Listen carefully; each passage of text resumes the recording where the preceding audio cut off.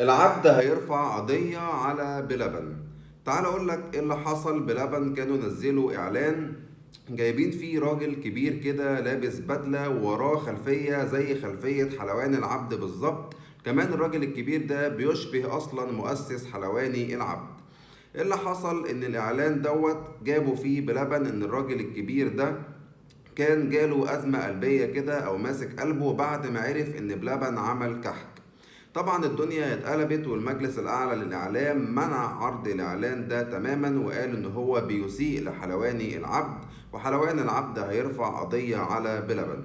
الناس كلها بتقول إن الكحك بتاع بلبن ده هو واخده كوبي بيست بالظبط، نفس العلبة نفس الشكل نفس كل حاجة من حلواني العبد.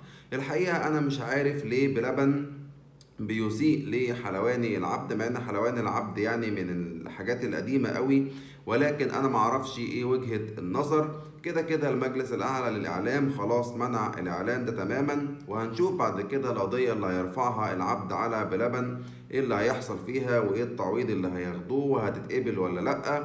قولولي في كومنتات بتحبوا حلوان العبد ولا بتحبوا بلبن والافتكاسات اللي بيعملها. قولولي في كومنتات.